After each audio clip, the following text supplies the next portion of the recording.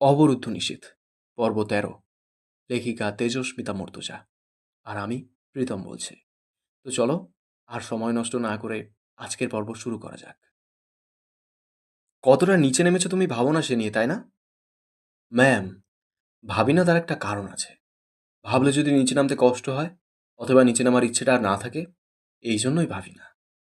ফাজলামি পেয়েছো? আর একটা বাজে কথা বলে থাপ্পড় মারবো একটা। মানুষ বড় হবার সাথে সাথে বদলায়, তোমার আরো অবনতি হচ্ছে। যখন অনার্সে ভর্তি হলে ভাবলাম ছোট মানুষ শুধরে যাবে, আজ অব্দি একটুও শুধরেছো? আপনি খামোখা রেগে যাচ্ছেন ম্যাম।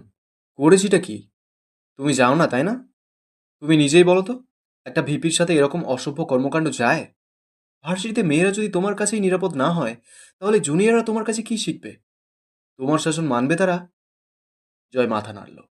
জি না, মানবে না। আমি হলেও মানতাম না। কটমটিয়ে উঠলেন ম্যাম। তোমায় আমি কি করব জয়? এত দায়সারাভাবে জীবনযাপন করো না। কোথায় গিয়ে আটকে যাবে, তখন কিন্তু ছটফটানিতে লাভ হবে না বিশেষ। জয় হাসল। আমি জানি আমার পরিণতি খুব একটা ভালো না, কিন্তু আমার সেই পরিণতিকে ভয় লাগে না। এখানে আমার করণীয় কি? তুমি পাগল জয়। একসময় আসবে আমার কাছে সময় করে, কথা বলবো। জীবনে পাপ তো কম করলে না, এখন থামা উচিত নয়? তবে এখন বলো, কি হয়েছে মেয়েটার সঙ্গে তোমার? জয় হা করে শ্বাস নিল। কিছু বলতে প্রস্তুতি নিল সে। সুন্দর করে বলল, রাগারাগি হয়েছে? জুনিয়রের সাথে রাগারাগি? আরমিন আমার প্রেমিকা ম্যাম, কিন্তু ও এখনো আর আমাকে চায় না। কথা বলতে গেলেই ছ্যাদ করে ওঠে, এড়িয়ে চলে। এরপর গতকাল আবার অভিযোগ করেছে। এখন আপনি যদি গিয়ে ওকে এই কথা জিজ্ঞেস করেন, এমনভাবে অস্বীকার করবে আমার কথাটাকে, মিথ্যা মনে হবে আপনার। পরিপাটি কথা জয়ের। সন্দেহের অবকাশ থাকার ফাঁকটুকু নেই জয়ের কথার ধরনে। তাজ্জব বনে গেলেন মনোয়ারা। তোমার প্রেমিকা? আসলেই প্রেমিকা? কবে থেকে চলছে এসব? আমি তো বিশ্বাস করতে পারছি না ও তোমার প্রেমিকা। কেন বিশ্বাস করতে পারছেন না? মনোয়ারা বলার কিছু পেলেন না আপাতত। জয় বাইরে বেরিয়ে এলো। হাসি পেল ম্যামের কক্ষ থেকে বেরিয়ে। আপন মনেই বলল, আরমিন, কেন যে এত সহজভাবে নাও আমায় তুমি? কেন?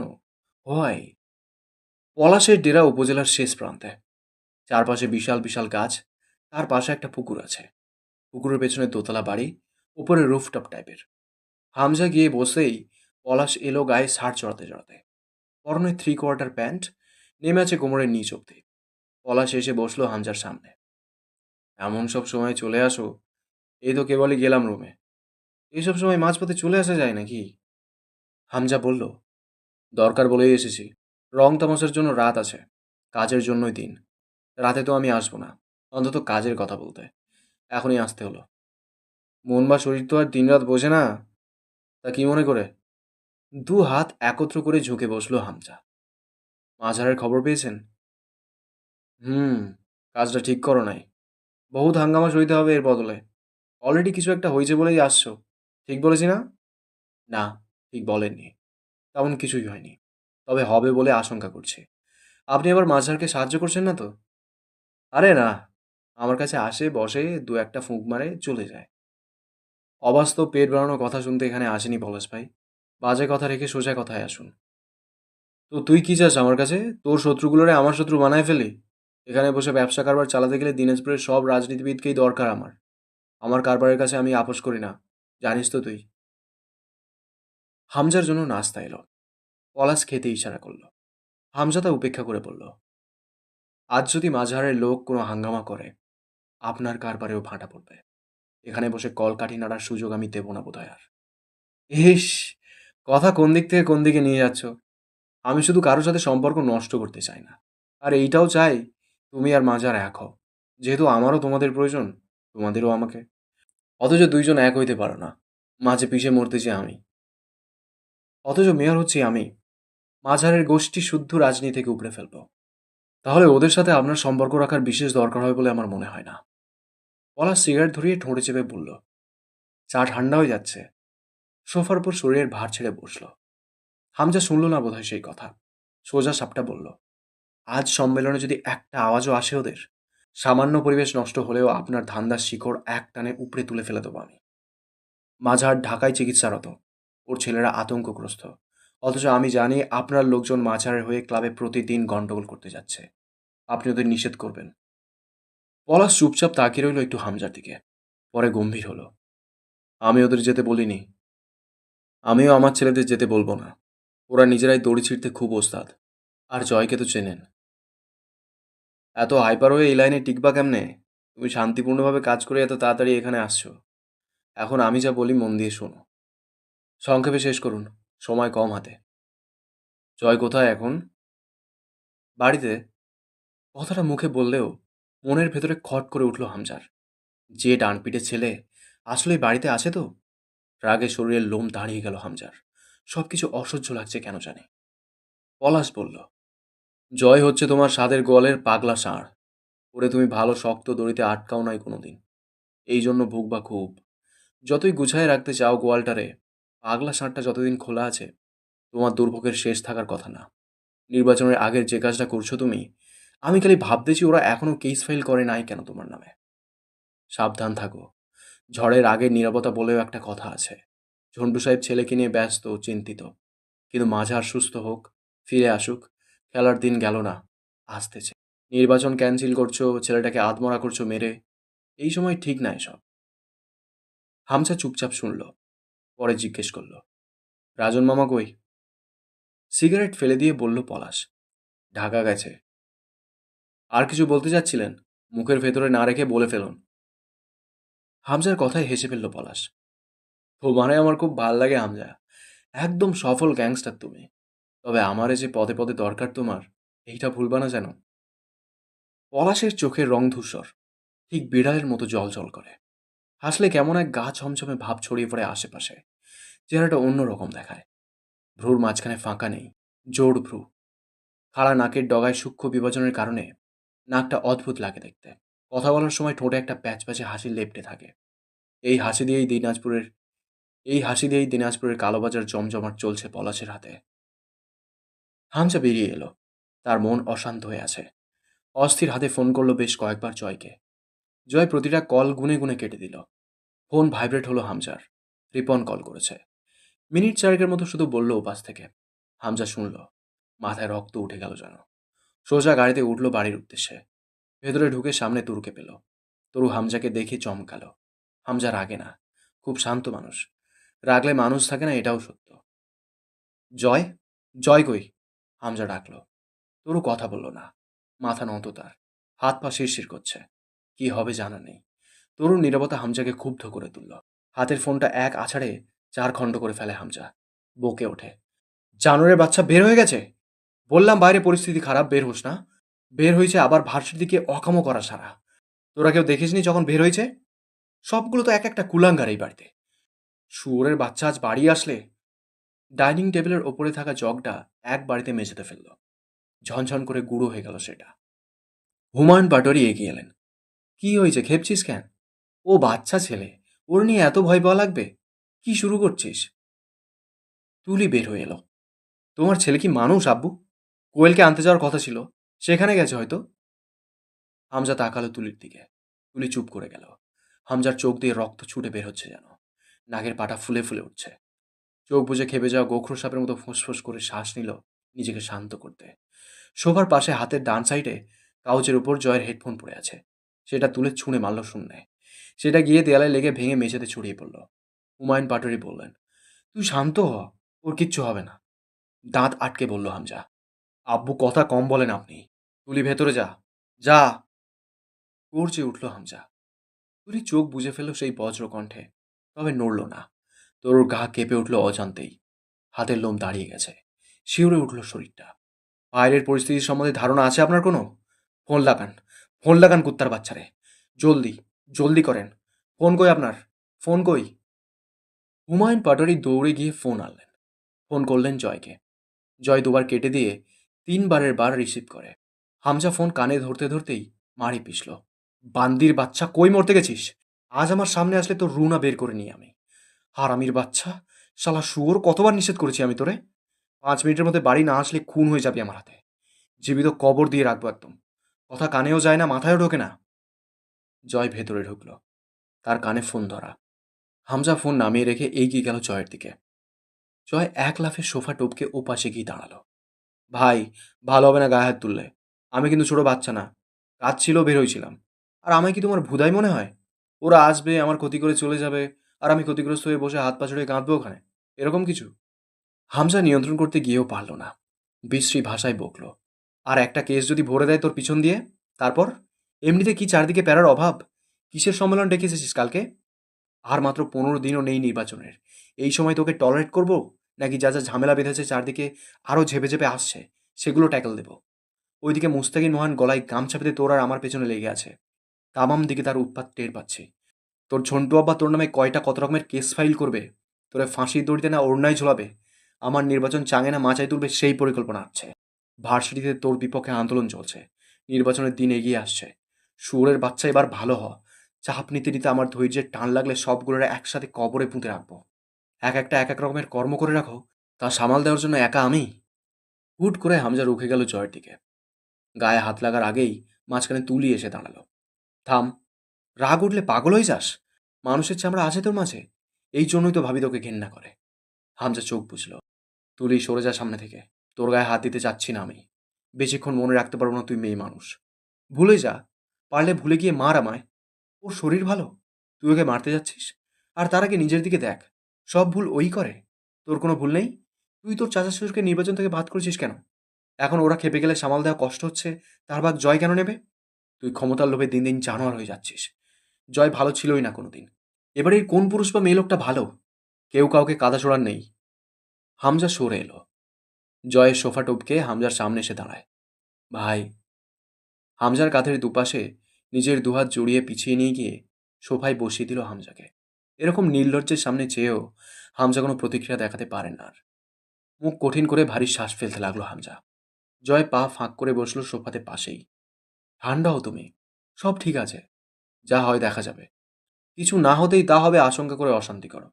তাহলে না হওয়ার অবধি যে শান্তটুকু পাওয়ার ছিল, সেটা থেকেও তো বঞ্চিত হচ্ছি আমরা। শালা শুয়োর, নির্লজ্জ! তুই কি করেছিস আর্মিনের সাথে? খবরদার ভাই, একদম এসব মেয়ে ঘটিত বিষয়ে জড়াবে না আমায়। আমি ভার্জিন ছেলে, ভালো ছেলে। তুমি আর্মিনকেই গিয়ে জিজ্ঞেস করো ও আমার সাথে কি করছে। সকলের কানে বোমা ফাটলো যেন। তোরও ভ্রু কুঁচকাল। আর্মিন আবার কে? হামজা বলল, কী সব বাজে কথা বলছিস? ও কি করবে তোর সাথে? আমার নামে মাইন্সের কাছে অভিযোগ করছে। কিছু না করে ভুল করছি। শালি আমার নামে অভিযোগ করছে আমি নাকি ইপ টিচিং করি ওকে। কসম, এখন অবধি ছুঁয়ে পর্যন্ত দেখিনি। মুখটাই দেখছি ভুলে বেলা একবার। পাগল ছাগল ছেড়ি, ইপ টিচিংও বোঝে না। হামজা চোখ বুজে শ্বাস ফেলল। এই ছেলেকে কি করবে সে? কোনো পরিস্থিতিই যাকে সিরিয়াস করে তোলে না, তাকে শিক্ষা দেওয়ার উপায় কি? এরকম একটা পরিস্থিতি কি এসব কথা বলার উপযুক্ত? জয় উঠে বেসিন থেকে খানিকটা পানি আঁচলায় ভরে এনে হামজার হাতে ছোঁয়। অন্তু চাঁদনির সাথে দেখা করতে গিয়ে সেদিন ওদের পায়নি। ঘরবাড়ি আছে, অথচ মানুষ নেই সেখানে। অন্ধুর কিছুক্ষণ নিজের চোখেই ঘোলা ঘোলা লাগছিল। আঁখির লাশ মাটি হয়েছে 2 সপ্তাহ হয়নি। এর মাঝে কোথায় গেছে ওরা? উঠিয়ে দেওয়া হয়েছে ওদের? কারা তুলে দিয়েছে? হামজা? অন্তু আবারও অস্থির হয়ে উঠেছিল। এই অস্থিরতা হালকা একটু দূরে ছিল কদিন। আশেপাশের বাড়িতে যেতে পারেনি ও। সংকোচে পা চলছিল না। তার উপর পাশেই হামজার ক্লাব। পুরো এলাকা পোস্টারময়। গাড়িতে গাড়িতে মাইকিং চলছিল। বিশ্রী অবস্থা বলে মনে হয়েছে অন্তুর। ভাবতে ভাবতে শহরের ভেতর ঢুকে সেসব চলে গেল মাথা থেকে। 4 মাস আগে দুটো ছাত্র পড়াতো অন্তু। পরে নিজের ব্যস্ততায় এবং আমজাদ সাহেবের নিষেধে বাদ দিয়েছিল। কিন্তু একজনের কাছে 2 মাসের বেতন পাওনা ছিল। তা কোনোদিন চাইতে চায়নি অন্তু। সেদিন ফেরার পথেই তাদের বাড়ি পড়েছিল। মহিলা দেখতে পেয়ে খুব খাতির করে ভেতরে বসিয়ে নাস্তা করিয়ে সেই টাকা জোর করে হাতে ধরিয়ে দিলেন। অন্তুর কী যে ফুরফুরে লাগছে মনটা। পুরুষেরা ভাবে তারাই বোধহয় শুধু বেকারত্বে পিষে মরে, শখ আহ্লাদ পূর্ণের ব্যর্থতায়। তারা বুঝবে না মেয়েরাও স্বপ্ন দেখে নিজের যোগ্যতার জোরে হালাল উপার্জনের টাকায় দুটো মানুষের হাতে কিছু তুলে দিয়ে তাদের কপট রাগের শিকার হতে।